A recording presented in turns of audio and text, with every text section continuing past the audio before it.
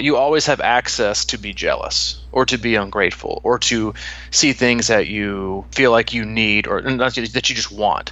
That's how people price things. Like every time somebody asks me if they're in like Training Peaks, like, do I need to upgrade a premium? No, you don't need any of it. It's not priced that way because you need it. It's priced that way because people are driven to want it, which is the same thing with all things. We purchase things not because we inherently truly need it to live a day in and out. We just purchase it because we want it. The market dictates how high that price is. And if the market keeps going up, guess what? It's just more of a reflection of how bad people want things.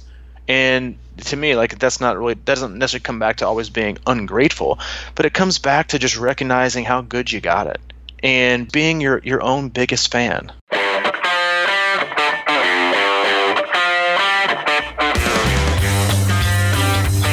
And here we go with the podcast.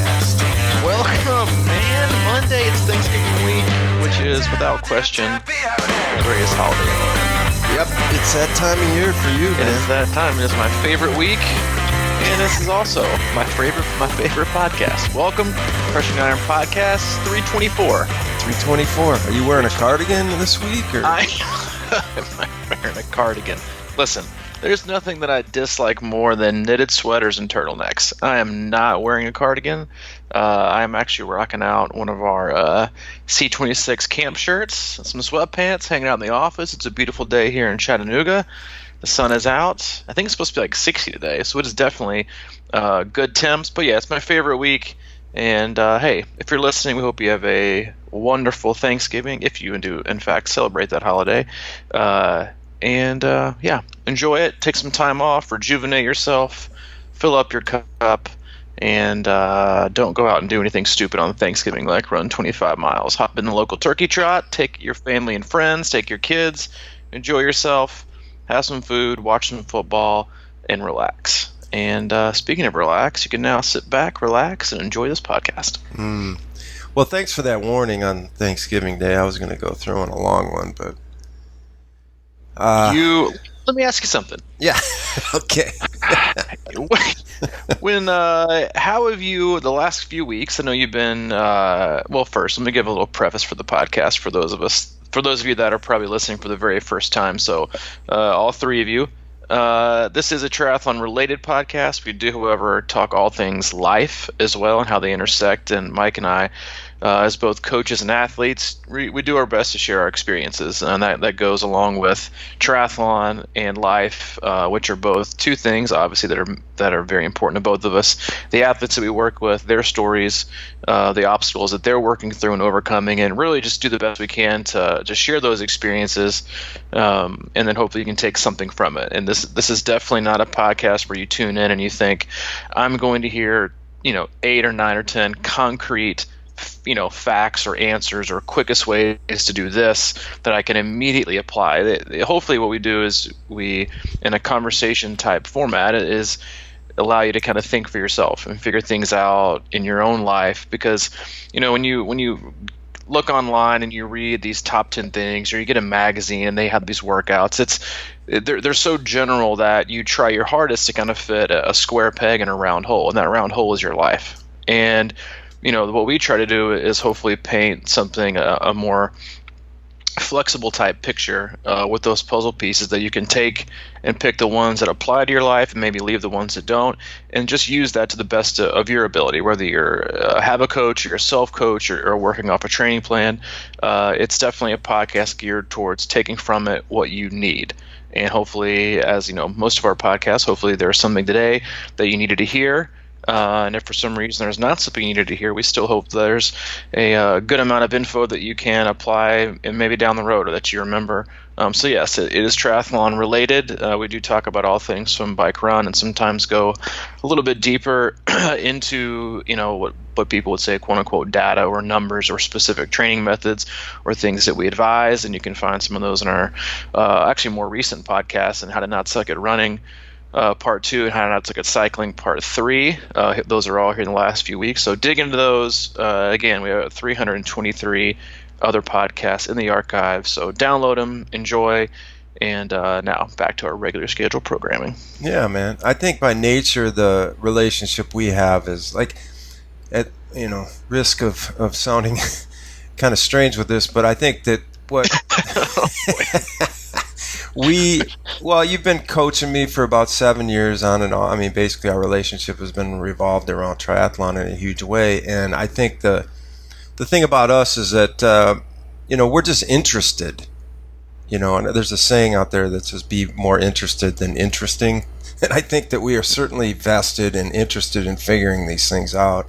And we just talk about it. You're my coach. We both do triathlon. I'm 50 plus, getting up there. I've been through the ups and downs of life.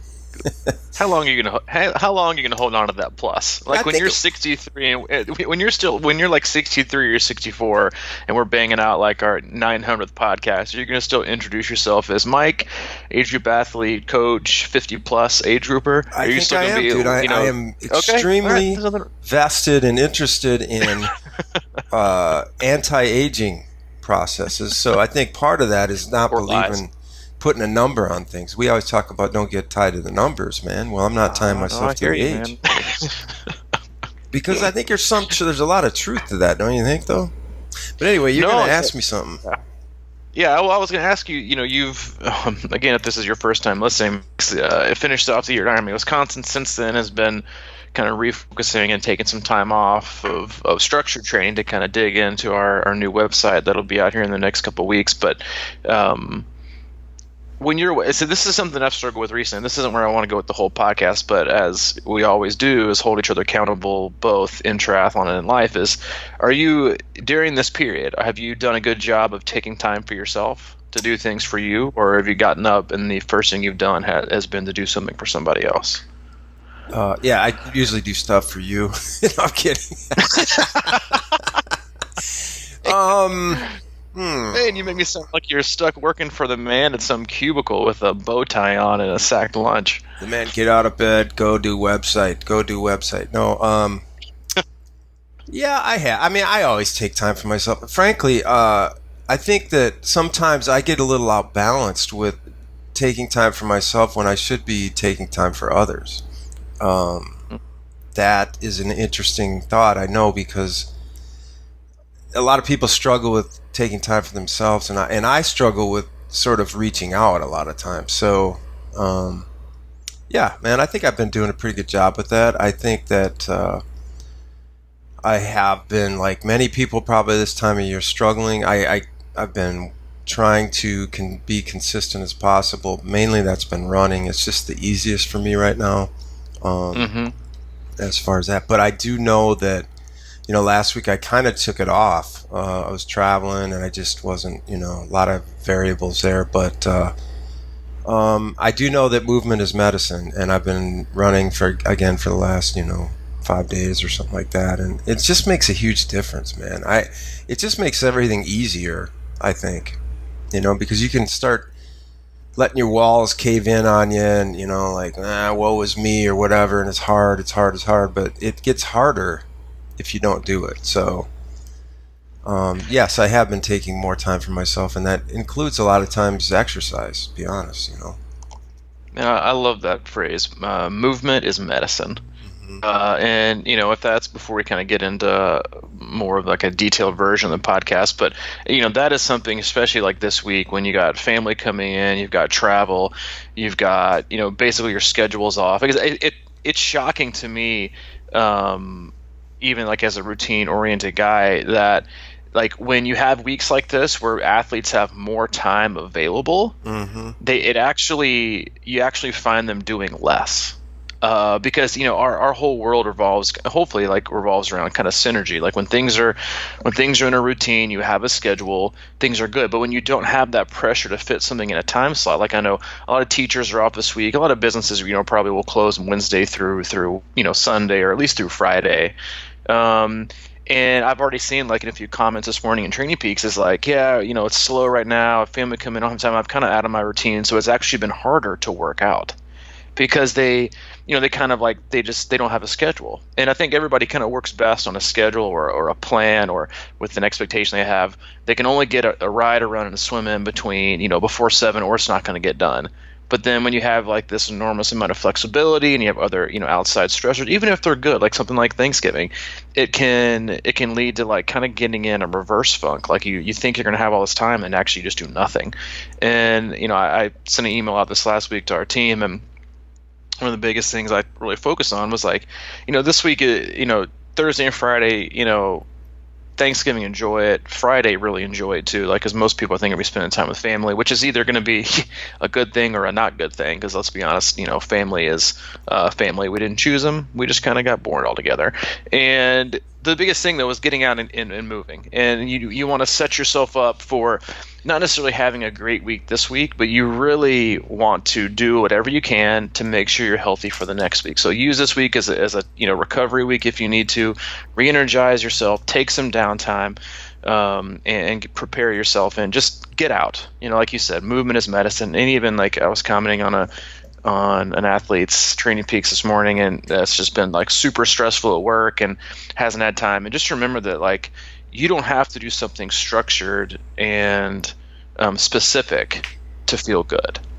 And just go out and go for a walk. Clear your head. Take your dog for a 30-minute walk. Take your dog to the dog park. Take your cat to the cat yarn place and have them play around or whatever. Just get out and just I'm not a cat guy, so I don't know what cats do. But just get out and move and walk and go for a hike and just enjoy being outside and just take care of yourself. Because I think oftentimes triathletes have this kind of unfair stereotype for most, not all, in that triathlon or triathletes are inherently selfish. You take this time. You don't really care about other people. You're not looking to help other people out. It's all about you and your training and what your goals are. And they're not a very outgoing, servant-minded athlete base. And I think there's a huge fine line in considering, in being selfish and selfless, and that goes along with like how you treat yourself and taking time for yourself and doing things for you. I know it's something that I've struggled with mightily here for like the last, 6 months, in that the very, you only have a certain amount of energy to give every day. And I got in this like really, really, really bad habit of waking up, which for me is usually anywhere between like 4:30 and 5:30. And the first thing I do is like go downstairs, get a cup of coffee. I bring Allie's coffee up, and then I hop right into my laptop and get to work. And it took me a few weeks, and then took me, once I even realized I was doing that, it took me even more weeks to like snap out of it and understand that I needed to take time for myself to do the very first thing. I need to take care of me, and even if it's not having like a goal in mind, I need to wake up and do something for myself before I do anything for anybody else. And I did that this morning finally for like the first time in I don't know how long. And I got up, I didn't touch my phone, I didn't do any emails, I didn't do anything, didn't open my laptop to get on Training Peaks. I went out for a run in the pitch black. Definitely should have had a headlamp. And just enjoyed it. It was cold, it was brisk, but I feel better today. And so again, like if you're in a rut, if you are struggling, if you're one of those people, and I think a lot of athletes find themselves in this bucket, is that if it's not scheduled and routine and specific, then it has little to no value. Like most athletes really struggle if they can't check a specific box, whether it's on Strava or Surge or Final Surge, which is another like training platform, or Training Peaks, to where they have something in, like if it's not in there, they just don't do it. It's like you're not going to be validated, you're not going to get any energy from it. And there's there's a lot of good you can take from being flexible and not having something specific, but just doing it for the sake of doing it. And I think there's especially when you do something like that, if there's not something on the schedule, there's not something you're aiming for, then there's also not usually an expectation tied to it. Therefore, it becomes an event or an experience where you're filling yourself up versus trying to validate a goal or an expectation or a hope you had before you went out to swim, bike, or run. I went into Training Peaks this morning. The first 3 athletes' comments I read, they all had the word sluggish in them. And I found that interesting because it is that week, right? It is that time of year when sluggish becomes sort of how we feel at times. A lot of times that has to do with diet, I think, though. That's the thing. And I told one guy, I was like, you probably feel sluggish. The run wasn't the best ever, but, and he mentioned diet. And I was like, well, just remember, I mean, your legs are still getting that nice workout, but you probably, yeah, you just feel like you're weighted down or the whole 9 yards, but you're still getting something out of it. And it's always good to move for sure, man. I mean, it's just, I think, man, like, you know, when you got every day, there's a calendar going, there's a Training Peaks workout going, there's all this stuff, and it just, through work, you get into this thing where it just feels like a grind. And then I think your natural tendency is to like, to do things for you is just like back out of it all sometimes. And I think that's where it gets hard, because like, damn, I'm off work, but my calendar for Training Peaks is still lighting up, you know? And that just probably feels like a hell of a burden. But I mean, in a lot of ways, that's sort of life, man. It's just like, it doesn't get easy. And we just want to feel like relaxed or fresh or, you know, recharged all the time. And I just don't know if we are. I think, you know what I mean? I think it's just part of I'm just philosophizing right now, man. But philosophizing, that should be a new hashtag. Hashtag philosophizing. Yeah. You know, I think, you know, I think there's like this stigma, I think, that we've all created in that through society and through social media, that if you're not grinding it out and you're not really, really busy and you're not overly stressed, then somehow your life is boring and unmeaningful. Yeah. And that you're not, and the truth is that you should be, for the most part, you should be fresh. Now, with the caveat that in endurance sports and in training, and obviously in life, you're never going to be all you know, fresh all the time. But if you're overextending yourself day in and day out, then eventually it's going to break and it's going to snap, and you're going to find yourself in a million different pieces trying to put it all back together. And, you know, while I think people like to be, right now I think some people prefer to be busy and do a lot versus do very few things and do them right. And, you know, but again, I think it's a societal pressure. I think it's something that's social media driven, and the pressures that you've kind of, it's like you have to do more than one thing. You have to do a lot of it. You get kudos for, you know, working 50 hours a week, or you're just grinding it out and you've trained 25 hours, when the fact is you probably could have worked less and worked smarter. And then also probably trained less and trained smarter and had better performance.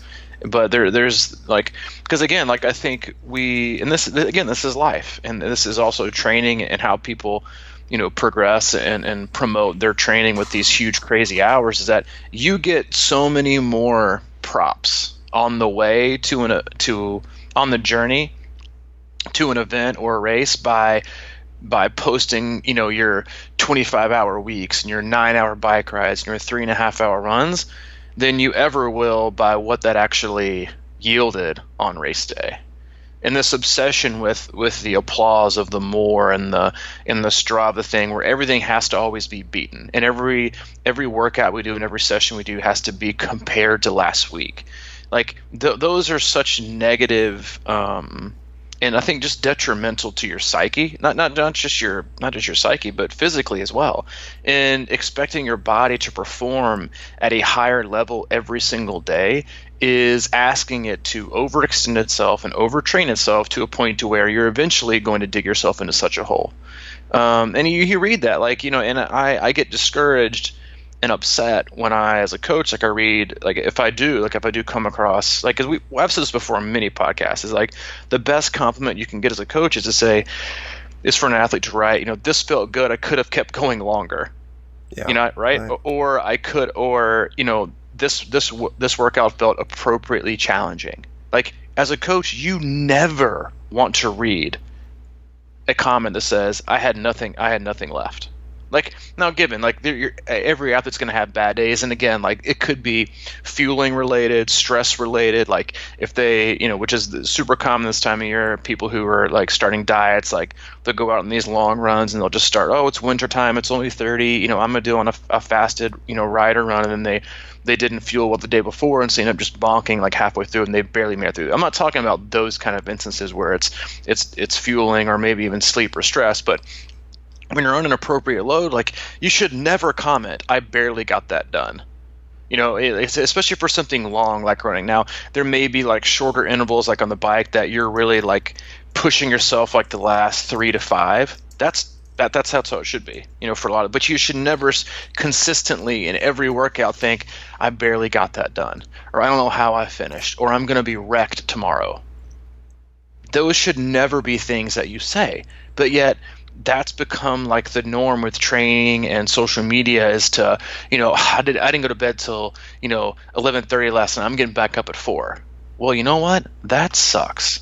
And I get it that that's part of some people's lives, and that's part of the demand that this season of life has on you. It's not something you really have a choice. Like if your job is going through upheaval, you have to work long hours, or like I know that I have a few athletes that are CPAs, and this is about to be like a super hard time of year where they're going to be working. They're going to be burning the wick on both ends during tax season. And again, like there are certain periods in life that you can't control that. But again, like you don't get applause for just like overworking yourself and being so tired. Like nobody, like I'm sorry, but when I go out and I see like people with like giant bags under their eyes, I don't think, man, they are living the dream, baby. That's just that's not life. That's not how it's supposed to be. And again, like we just want to be busy and with training, like again, like if you're training yourself and you're self-coach and you're on a training plan that you picked out, like you should never feel like demolished, or that you have to go sit in an ice bath for 3 hours and the next 4 days you need to be in recovery. Like that's not how it's supposed to work. Again, going back to a podcast, it's probably 20 or 25 podcasts ago, but there's a big difference in putting your body in a mode where it needs to recover because it's appropriately challenging, or asking your body to recover from a trauma. And I know trauma is like a big word and has a lot of feelings and attachments, but it's a word I'm using in terms of like when you do something traumatic to your body, it takes a long time to recover, and so it's repairing that trauma or it's recovering to go on the next day. And there's a huge difference, and I just think it's a delicate balance, and it's hard for people to wrap their minds around. And the last thing I'll say about that is that, like, there was an athlete I was speaking to on Friday who has been self-coached for a very long time, and and he had been working off of like our Q4, Q1 plan, and we were just talking. And I've never described having a coach this way, or the difference in being self-coach and coach, but it made a lot of sense to me even. And I think it was just a good analogy is that self-coaching in a lot of ways is trying to make it through a maze blindfolded. You generally know the direction you need to go, but you're not 100% of how to get there. And so you'll keep walking, you'll keep moving, and even if you you'll bump yourself, bump into a wall along the way, but you'll keep going, and you won't stop. You'll just continue to go, because if you don't keep going, you don't know how the heck you're going to get there. And so you'll keep doing it, and you'll keep doing it, and you keep doing it until finally you might get there, or you'll get halfway there and you'll stop. Or if you do get to the end of it, then you're going to be so banged up and so discouraged and so frustrated that you're not even going to be happy that you got to the end. You're just going to be done with it. You're going to feel relieved more than you excited. Versus when an athlete has either a really good training plan that they believe in, or they start working with a coach. Now, even if you want to consider yourself blindfolded, now you have somebody to come take your hand and walk you through, tell you when to stop, tell you when to change directions, and get you there safely, even if you don't, blinded, I guess, in that analogy would be like you don't want too much to do with the collaboration process. You just want to follow what's going on, but you're having somebody walk you through and avoid the pitfalls and evade those bumps and bruises and walls and wrong directions, and you get there slowly and safely. And then, or if you want to have a more collaborative approach with your coach, you just take the blindfold off and you get to the end of the maze together. And when it comes to training and overloading yourself, again, like, most people answer the following question, like, how am I going to get better? Well, I need to do more. And that's just, it's not the answer. Doing better is very rarely about doing extra. It's about doing what's appropriate, right? And I think it's a very, very, very hard formula and question to ask yourself and then answer appropriately, and then think, okay, wait a minute. I just decided that less was more. I'm confused. Yeah. And so I do. It's hard. It's hard to wrap around. Well, I totally identify with that. I walk through that blindfolded maze a lot. I mean, I tend to be that like self-coach type wannabe guy, and well, I do. I mean, I realize and I recognize, and see, this is why like it's the tendency is to want, for me, and I'm talking about me, and I'm not saying this is everybody, but like when I think in that manner, it's sort of like, watch, I'll show them I can do this. It's kind of that mentality for me. So, I mean, that's why I think it's just, I'm grateful the fact that we talk all the time. So there's that sort of grounding factor, and we just throw things around to each other, and we have that. It's a support system. And like the analogy would be like, for me doing this website, that's not my thing. I know I can do it, but I do feel like I'm walking through a maze blindfolded right now. But I'm getting there, and I'm involving you, and we've brought some other people in, and that's when it just becomes clearer, because you can, it's like I use art analogies a lot. It's sort of like these pure artists, starving artists that just struggle through life, but maybe end up doing masterpieces in the end, but it was just a challenge the whole time. It was like they never knew exactly what they were going to be doing, or what they, it was just all these jumbled thoughts. And that's what happens to me a lot of times. It's like, man, I think I know where I'm going, but man, this is a weird road. And you just kind of like persevere and like bear down, and kind of like you're always sucking in deep and trying to get, that extra ounce of energy just to get around a corner that you shouldn't even have taken.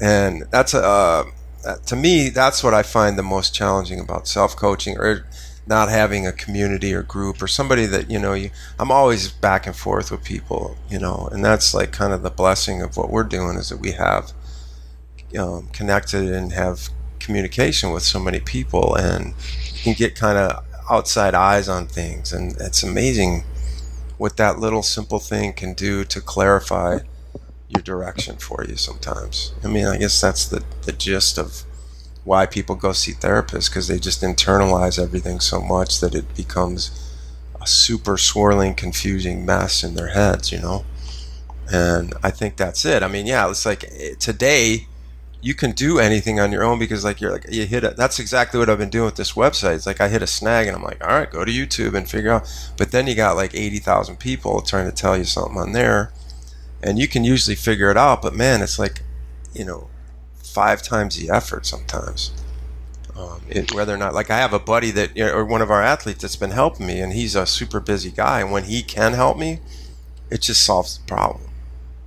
But if he can't, or if he's busy, then I spend like 8 hours solving a 30-minute problem. It's like, right. But I think, and again, that goes back to like, I think one of the more difficult parts in life, in relationships, in business, in training, is that we would rather attach ourselves to something that we feel like we know is right, even if we're not sure. Like you can, a lot of people have confidence behind just making a decision, and would rather have confidence in that decision versus true confidence that is the right decision. Because thinking through something that takes a long period of time, people are very uncomfortable with. Because heck, you can click on social media and scroll through one page, and you can just like blatantly see how absolutely terrified people are to say, I don't know. Yeah. And that it's actually okay to not know. There have been plenty of times that I have told athletes, like, listen, buddy, I don't know, but we can figure it out. And I think that's like one of the more delicate things for people to come to terms is like, all right, I can rush through it and do it like, okay, the instructions didn't come in the box, but I just want to get it done right now. So I'm just going to do it. Versus, what, I could have gone back to the store and gotten the instructions. I could have searched on YouTube or Google and found like the instructions to this, 2016 IKEA brand entertainment center that's 3 screws short, and said it's going to take 11 minutes to assemble, and here I am at an hour and 45 minutes in, and I've got the shelves on backwards, and it's got 3 legs and not 5. But like, if you had to just, which to be fair, even if you get the IKEA instructions, that's not out of the realm of possibilities. That's not going to happen anyway. But I mean, listen, like, there have been many relationships and divorces that have transpired immediately following having to put together any IKEA, piece of furniture. But we are so in hurry to feel. Well, you know what? That's not true. I don't think it's that we're in such a hurry to feel right or be right. It's that we're in such a hurry to no longer feel like we just aren't wrong. And I think those are two different things. Like you can wholeheartedly believe that you're just not wrong. Like you see us all the time. People go back and forth on what diet or what nutrition periodization is like the most righteous and world saving and best for your body. It's like everybody is totally right in exactly what they are doing, obviously, or they don't feel like they'd be doing it. But rarely ever do you see anybody with, and when people are arguing about politics or diets, like, you know what? I never really thought about it that way. You're probably right, or you probably have a good point, and that's probably true. But we're so stuck in these mindsets of, total fear of being outlandishly wrong that we are very infrequently just really, really right. And it takes a lot of effort to do that. And I think the hardest thing about it is that we're never, ever all the way right. Because once you go so far into only being right, then you have totally displaced and erased any opportunity for continued growth. Because you grow when you do things you haven't done before, when you seek answers to questions you've never been able to respond the right way, to figure out, training for somebody who's like been stumping you. Because like we all plateau in life. Everybody plateaus at some point, especially athletically. Everyone plateaus. But the greatest athletes, the one who persevere, the one who get to that plateau and keep working to figure out and find a way to just squeeze out a few more inches, squeeze out a few more seconds on their mile, squeeze out a few more watts off the bike, take a couple more chunks off the 100 meter swim time. Like the people who continue to persevere and don't just give up because they plateau, or I think this is about as fast as I'm going to get. Well, it is now, because you just told yourself that you were. So you're no longer going to do the work that's required to figure out how much more you can squeeze. Like that is as a coach, it is both the most frustrating and the most mentally like energizing and intriguing part of what you do, is that hopefully your work is never done. That you're always trying to figure out how can we together as a team, how can we get better? How can we do things more efficiently? How can we change the training to adapt to where you are now versus where you were a year ago? Because, if you're constantly improving yourself, then you're going to be different. So if you keep doing the same things over again, that up to a point they're going to work, but at some extent, like you're going to plateau. And moving around the puzzle pieces again, like I said, like that's like one of the more frustrating parts, or thankless parts of coaching sometimes, is that you're just never done. Like you don't get done with athletes. All right, well, we PR'd this race. That's all she wrote. Let's just keep going for this exact time, or just don't get any slower for the next 10 years. It's not. It doesn't ever work that way, because the first thing they think of is, all right, how much faster can I get? It's like how much better can I do? How much? It's like the team that wins the Super Bowl or the national championship. They 24 hours, it's celebrations, it's great, and then the next morning at 5 a.m. here comes the head coach walking into their office, go over film and talk to recruits. Yeah, it's just never, ever over. I think but that's also why so many coaches love it, because there is no end. Right? It's something that's constant, and that's what again is like so mentally engaging and appetizing about the whole process. Yeah, man, there's a concept out there called starting from zero, and it's all about that. It's all about, and I think that so many of us athletes, and whether it's sports or life or whatever, we try a new diet, or we try a new system, or try a new workout plan, whatever it is. And let's say we start it, and then we get 4 days into it, and then we like, I can't. But and then you fall apart for 3 days, and then you start again, and you're starting from zero. Or if you get towards 25 days in a month, and then you kind of back off for a week, you're starting from zero again. Not technically, but like what's happening is this truncated sort of like half starts and half stops, and you don't get to see the benefit of the accumulated interest over time, or the benefits over time. And what you're saying there is like the best college football programs or whatever, they probably never stop. They just buy in and they keep going, and then they see that accumulated success build on top of each other, rather than always starting from scratch. And so many times we do that. We're like, no, okay, next Monday I'm going to start, and it's going to be, and then you do that again and again and again, and you don't see the long-term gains from all that sort of stuff. And this is something we can do. I mean, we dude, I got to say this. There's well, no, it's actually kind of it's been kind of, I got bad news last night, but it just really grounded me on something about, we should just feel grateful and be glad that we can do it and do something and keep moving. I had a good buddy from high school I talked to last week for the first time in a long time, and he was telling me how much he's been inspired, by my journey. He kind of been watching from afar, and we don't really talk a whole lot. And it sort of got him into running, and he was really excited about running. And he, did his 5K, and he I guess a couple of weeks ago or whatever, he did a 10-miler, and he was really excited about doing his first half marathon. And he was, one of those guys that was just genuinely, a lot of people will kind of like, oh, you're doing this, and kind of give you the, you know what I mean, that business about, oh, you're that guy now, huh? And it's sort of like trying to drag you down. But this guy was always supportive with a text here and there. Nice job. He would track me at races or whatever, and he was excited about doing his half marathon.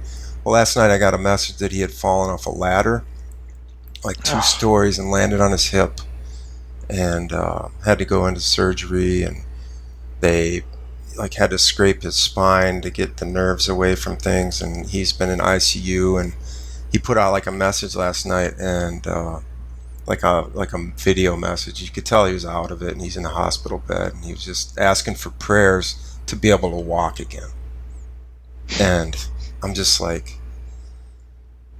life is tough, man. That is some tough stuff right there. And he was all excited. He even mentioned, he goes, I don't care if I can run, but I really would just like to walk. It's my right leg. And so anyway, I mean, I've been kind of thinking about that and dealing with that, but I just think, it's like, what's that all about? Where's the lesson there, I guess? But it just sort of reminds me, it's like, man, just be grateful, man, that today you can get out and, we feel sluggish and we don't want to do things, but how do we spin that? I mean, Thanksgiving is that time of year when you always hear people talk about being grateful, right? And I think we kind of lose track of what that really means sometimes, and it's difficult, man.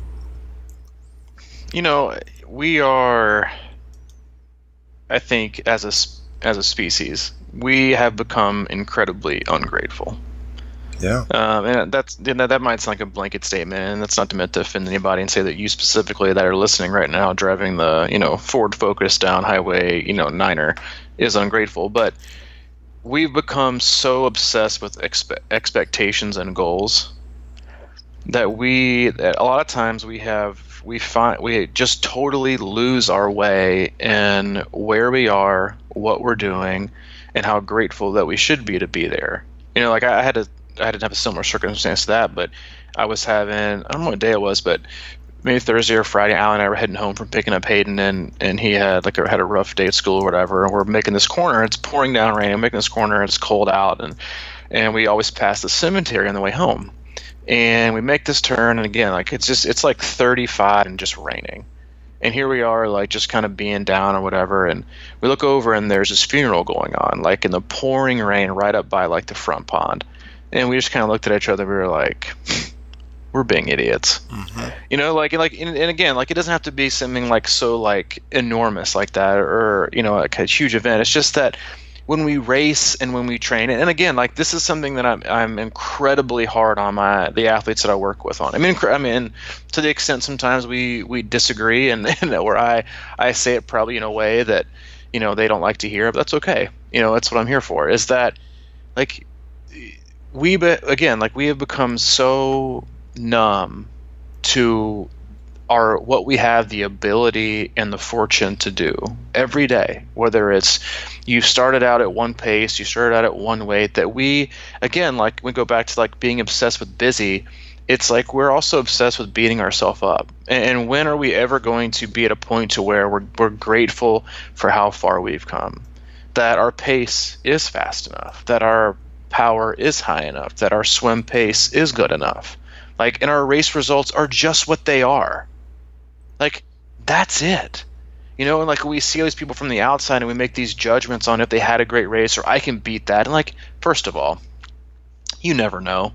You know, it's like I don't know what the exact wording is of that quote. It's like, you know, never judge a man by, you know, unless you've walked a day in their shoes, or don't complain or be a jerk to somebody because you never know what kind of day they're having. You know, it's like there's just so many things going on with every single person that we see, and really more than likely like every single person that we know that's going underneath that, like, we just don't have any idea.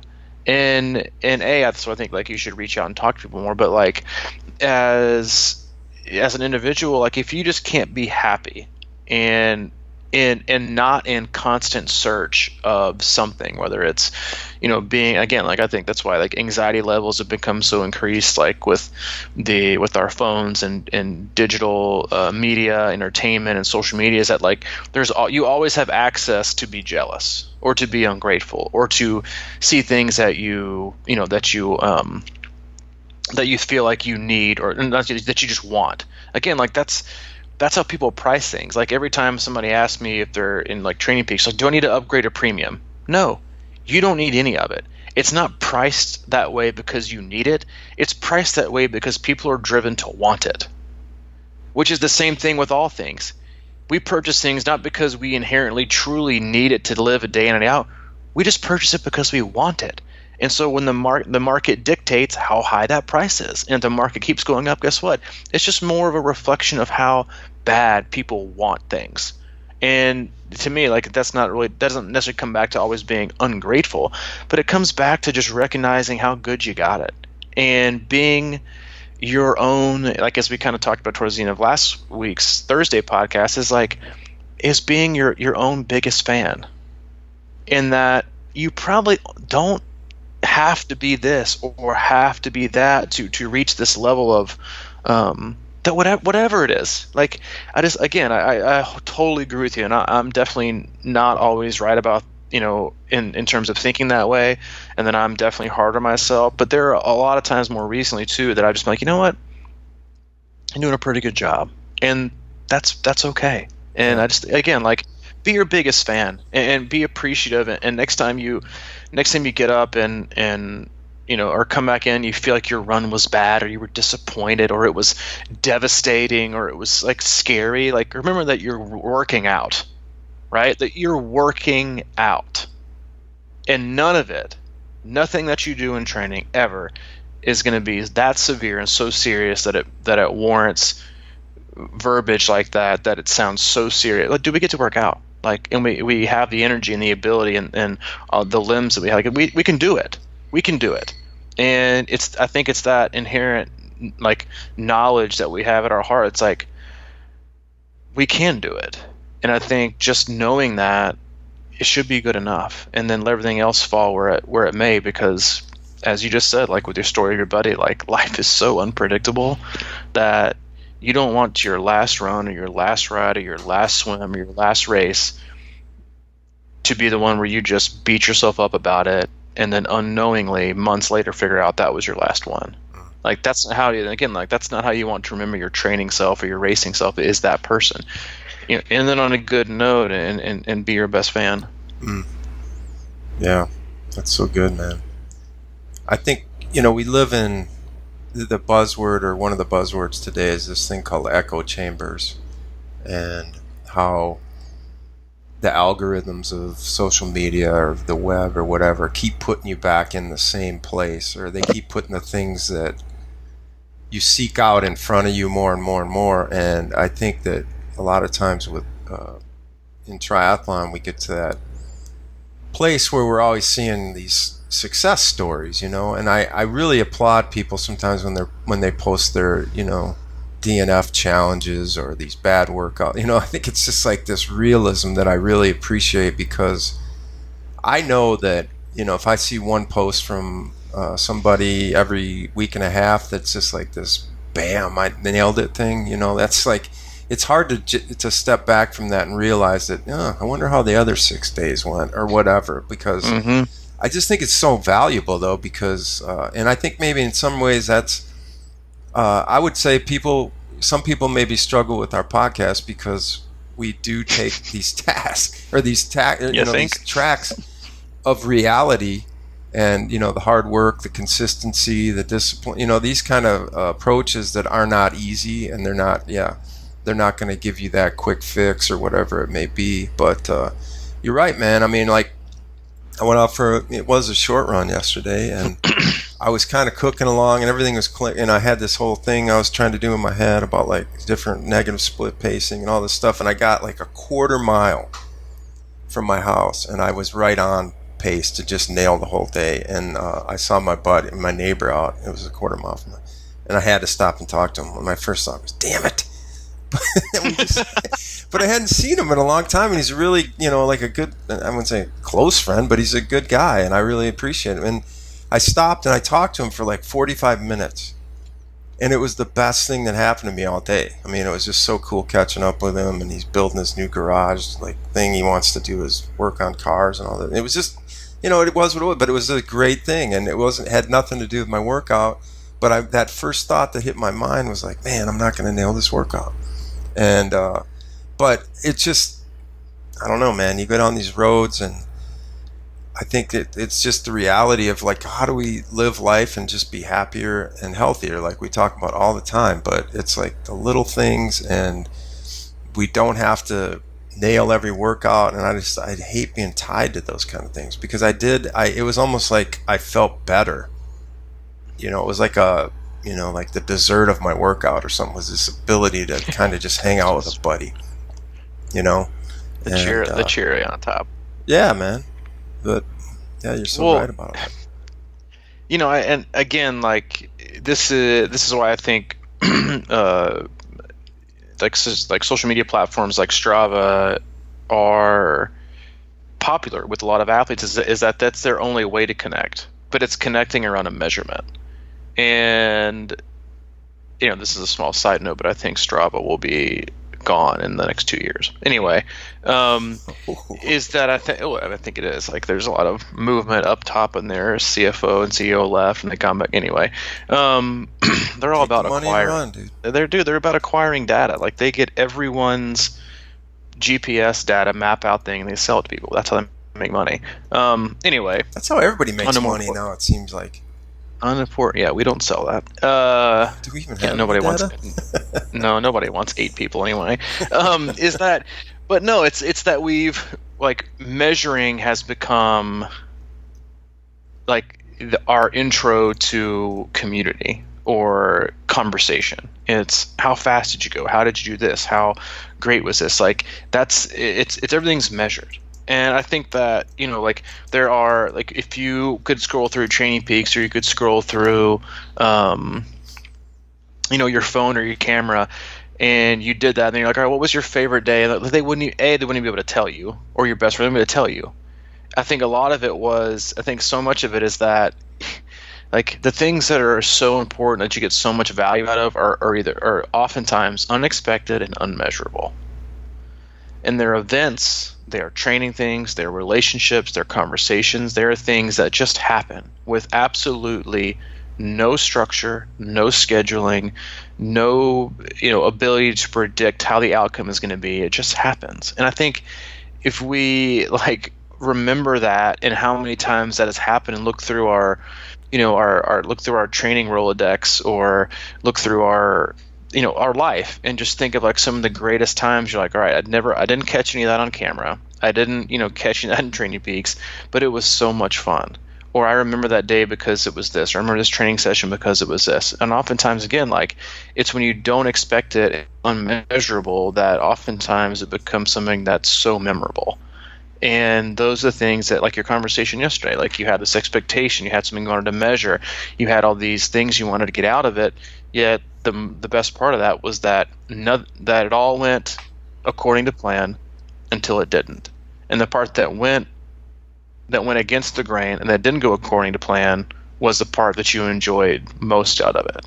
And I think it's a great lesson for us to remember, is that we love to control things, we love to predict things, we love to try and meet expectations, we love to meet, and that's again I was kind of having this conversation with another coach this morning. I was like, that's why I think the biggest differences in expectations and goals are. Goals are something that you should lay out that only you can control. Expectations are things that are going to inherently be or eventually be dictated or affected by the outside world or other people or other events. And we oftentimes attach ourselves to these expectations. Like, I got to get 5th place in this race. I got to be on the podium, or I got to hit this, sub 13 hour. And then a bunch of fast people show up and you don't, even though you had the best race of your life. So now you didn't meet expectations and now it's terrible. Or I really wanted to go sub 14 hours today on this race, but this happened and this happened and this happened. And so it didn't meet my expectations. So now my day is terrible. Versus having goals where they are intrinsically only things that you can control. Execution, effort. How am I going to, adhere to my plan if it goes wrong? Like, those are goals that you can actually go by. And that's why they're also more fun to go after and have less pressures, because yes, we have very little control over everything, but it's like I have an athlete that did Ironman Arizona yesterday, and this athlete's very, very hard on themselves pretty much all the time. And we've been working like the last 3 months on relieving that pressure and learning how to relax and being grateful and just taking the pressure off and putting the fun back in. And this athlete went out and did Arizona, and I thought she did pretty good. And this athlete texted me like super super early this morning of this, like, the nastiest looking toe I think I've ever seen. And I was like, is that broken? And they were like, yeah, I broke it in the swim. And did the entire, it seriously is like the ugliest toe I've ever seen. Did the whole bike, did the whole run, still managed like a 12:42.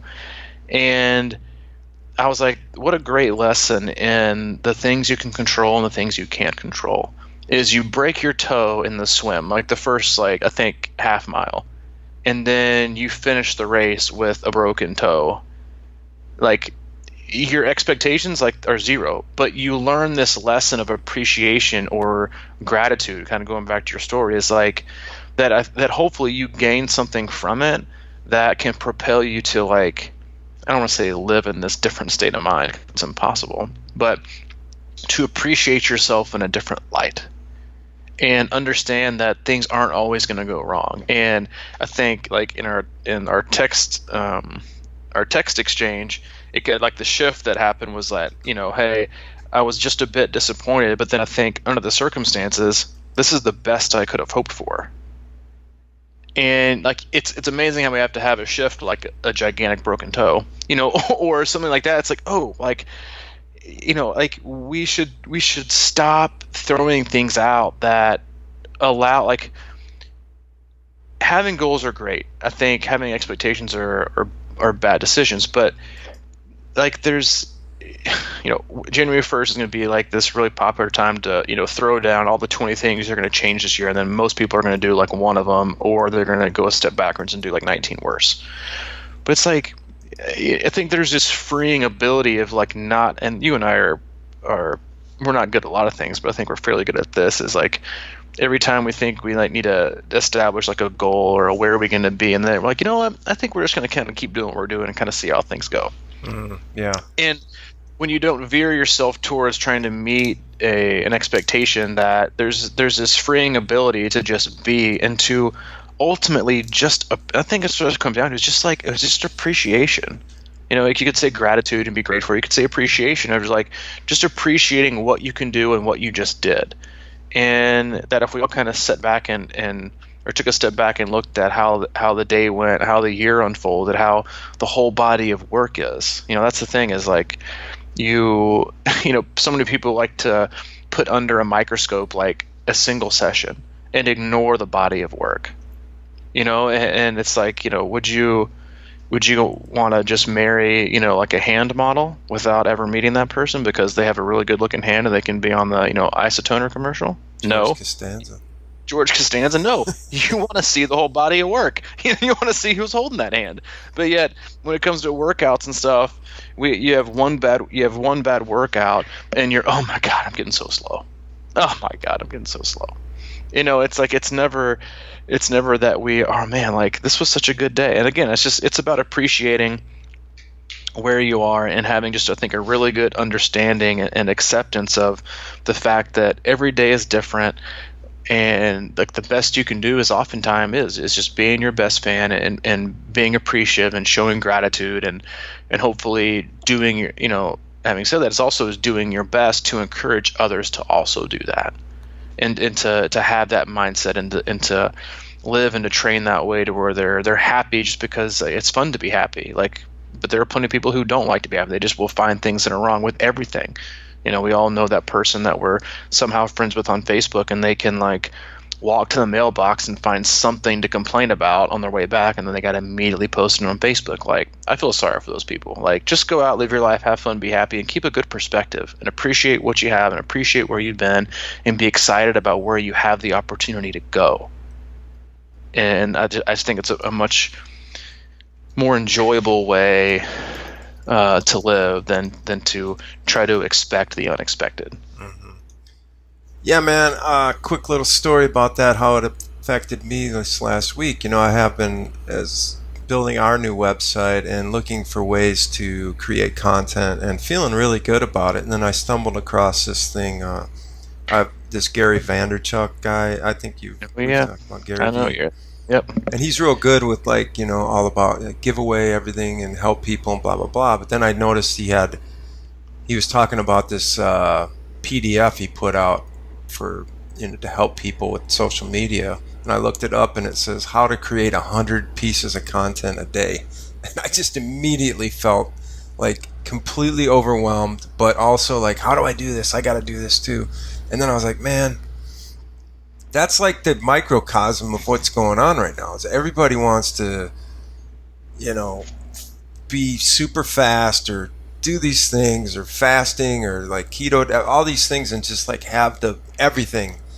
And I'm like, dude, 100, pieces of content a day. And he's like, it's easy if you do it this way, and all that stuff. And I'm just like, wow, man, how overwhelmed can we get by just this?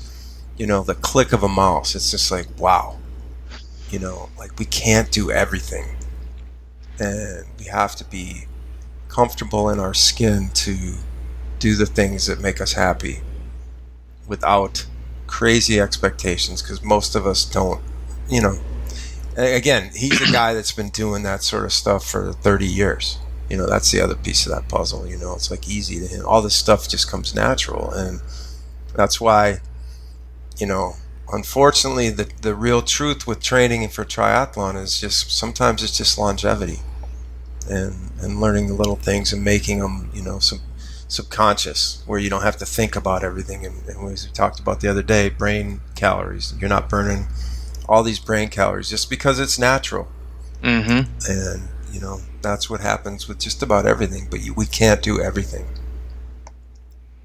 We can't do everything. Hey, there's the most motivational quote for the topic of this podcast.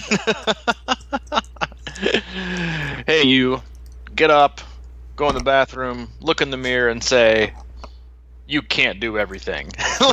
And then calls back with, your motivational story. It's true, man. It's like you can't do everything and be everything to everyone. So appreciate who you are and what you can do. Like that's it, but it's, that's our podcast in a nutshell. Can't do it. Anyway, but no, in all seriousness, we hope you took something from it that was beneficial and motivating. And, hey, for those of you that can do everything, more power to you. I can't. We hope you all have a wonderful Thanksgiving. We'll come to you in some fashion, more than likely, later this week. Or who knows, maybe we'll take the rest of the week off like everyone else. If you haven't been, stop on by our website, cruchingiron.com. It is our one-stop shop for all things training, coaching, gear, all kinds of content, the soon-to-be expired website. But take a look. If you have any questions about anything you see or what you don't see and want, you can always email Mike, crushingiron@gmail.com, and you can always reach out to me directly, C26coach@gmail.com. All right, man. Can I say one last thing? Sure can. Shame on every single person who put up their Christmas tree and lights before Thanksgiving. Shame on you. That's all I got. I've got neighbors that are just like nativity scene times 1,000. Oh my god, dude! Like Allie looked at me on, I think Saturday. She was like, "Would you be opposed to, putting up?" I was like, "Don't even finish that sentence. We'll do it. We'll do it when we get back from Thanksgiving. Let's just write it out. Let's enjoy it." Again, it's basically a microcosm of society. Let's go ahead and get there before we are there. And Dude, this neighbor of mine, man, they don't do anything all year. Their house is run down. It's just kind of a crummy looking situation. But this is my run route, so every year about this time I run by there, and there's got to be 100 pieces of, like reindeer and sleighs and mangers and like every character associated with Christmas. There's like 100 of them in their front yard, and they're all kind of ratty looking. It's like this weirdest thing, man. Hey, man. Good you can't for them, do everything. Yeah. I think it makes. I mean, it has to take multiple days to put that whole thing together. So That's when Thanksgiving's the greatest. All right, let's wrap it up. All right, man. We'll see you next week.